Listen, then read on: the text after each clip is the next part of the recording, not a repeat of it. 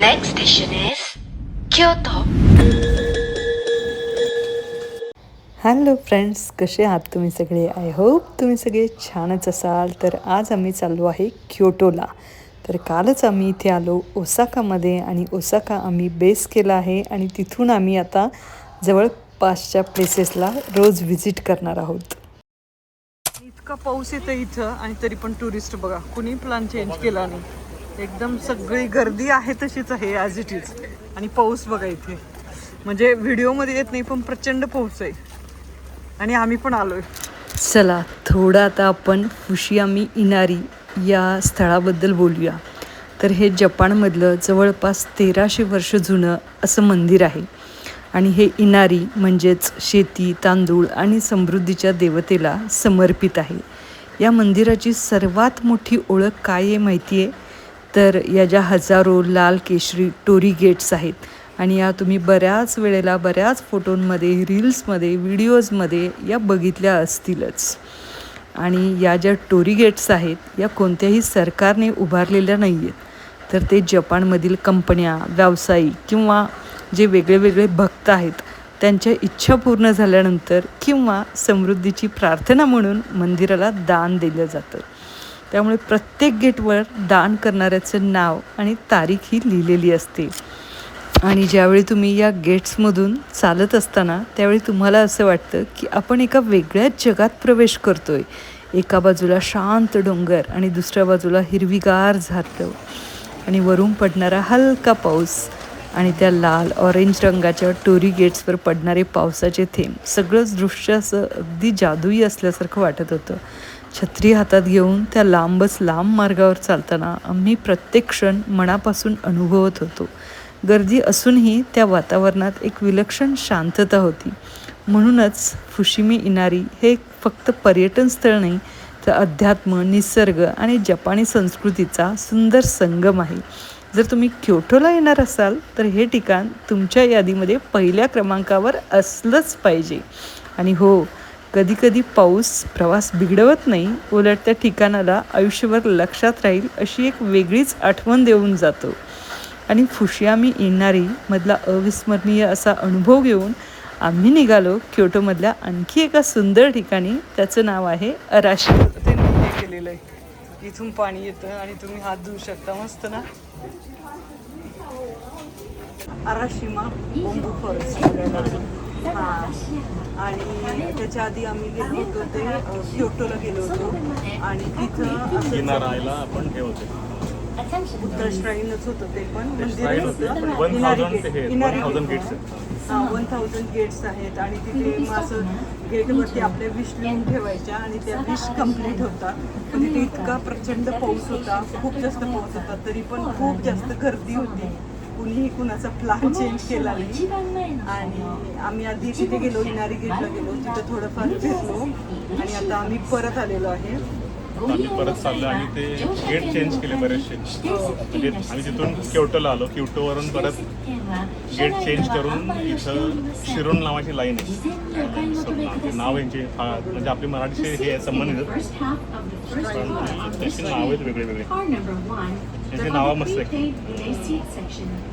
JR लाईनला सागोन line म्हणून सागोनावरनं तुम्ही आराशिमाला जाऊ शकता. आम्ही आता आराशिमाला चाललोय. आराशिमाला काय आहे तर आराशिमाला बांबू फॉरेस्ट आहे आणि बुद्धिस्ट टेम्पल आहे आणि ते काय म्हणते मॅडम ती मग अशी आपल्याला हां, ते रोमॅन्टिक ट्रेन पण आहे. बघू आम्हाला ती मिळते का. पण ते त्याचं तिकीट काहीतरी 10 ते 11च असतं आणि आता 11 वाजून गेले, त्यामुळे आम्हाला ते मिळेल का नाही माहीत नाही, पण मिळालं तर आम्ही ते करू असं आहे.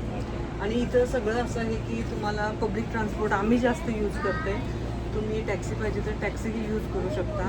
पण इथं असं आहे की तुम्हाला त्या लाईन्स लक्षात आल्या पाहिजेत. थोडंसं सुरुवातीला कन्फ्युजिंग होतं, पण नंतर तुम्हाला त्या गोष्टी सगळ्या क्लिअर होतात. म्हणजे 2-3 दिवस तुम्हाला ते कळायलाच लागतं. आणि ही आम्ही एक रोमॅन्टिक ट्रेन लिहिलं आहे ना, ती आम्ही बुक केली आहे. पण कसं काय केलं माहिती का, आम्ही जाताना वॉक करत जाणार आहे आणि येताना त्या रोमॅन्टिक ट्रेननी येणार आहे. पण आता आम्हाला माहिती नाही कसं जायचं. Let's see. आणि इथं आता आम्ही मोची खाणार आहे, चॉकलेट मोची.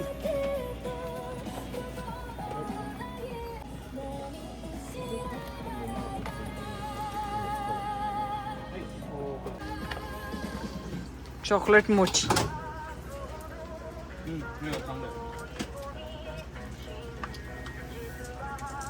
कसं आहे?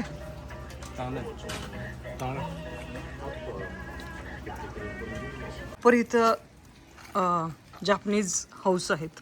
मस्त ना, आवडलं. आणि इतका प्रचंड पाऊस आहे आणि इथं टुरिस्ट बघा तिथून लाईन लागली आहे पूर्ण इथंपर्यंत.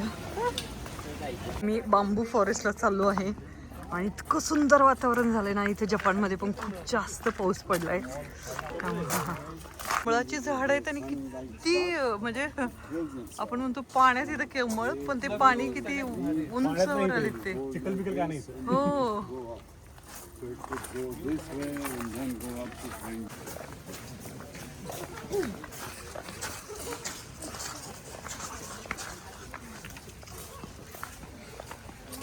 वाव, सुंदर टेम्पल वाटतं. वा, बुद्ध टेम्पल आहे मस्त असं इथं.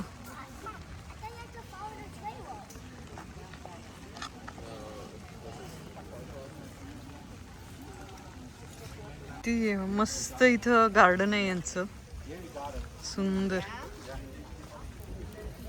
मस्त व्ह्यू आहे. इथं पण असे बेडूक आहेत 3 आणि इथं बेडकाला पैसे द्यायचे म्हणजे तुमची विश खरी होती असं म्हणतात. इथे आशुतोष आता टाकते. टाक. हा आरुषने, आमचा आरुष टाकते आता. बघू. येस, लेट्स सी आता विश होती का कम्प्लीट. आणि असं सुंदर गार्डन आहे, एकदम मस्त आहे.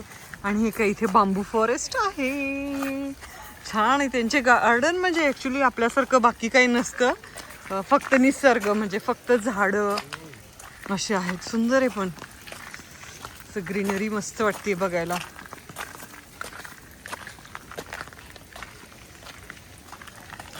फॉरेस्टची खासियत, बेसिन पण बांबूचेच बनवलेले आहेत. एकदम मस्त असं हे बांबू फॉरेस्ट आहे. Wow, just awesome.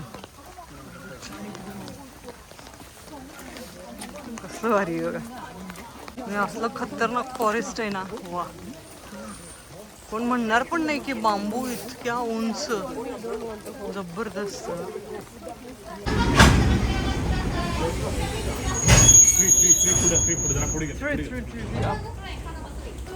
त्यानंतर ही रोमॅन्टिक ट्रेन होती. रोमॅन्टिक अर्थात जो व्ह्यू आहे तो व्ह्यू एकदम सुंदर होता, म्हणून याला नाव दिलेलं आहे रोमॅन्टिक ट्रेन.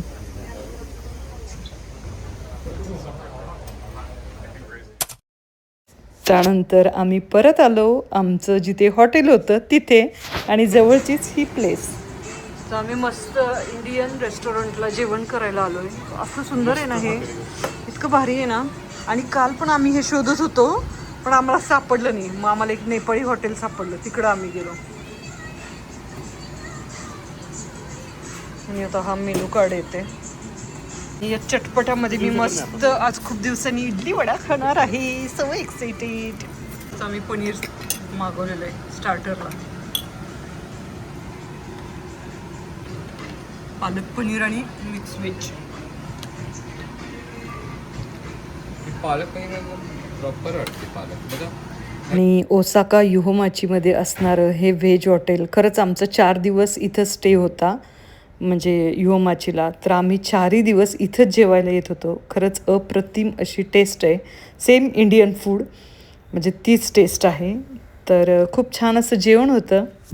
आणि असा होता आमचा दिवस. इनारी गेट्स, त्यानंतर अराशिमा बांबू फॉरेस्ट आणि मस्त असं व्हेज जेवण. तर तुम्हाला हा व्हिडिओ कसा वाटला नक्की कमेंट करून सांगा. आवडला असेल तर लाईक करा, शेअर करा, सबस्क्राईब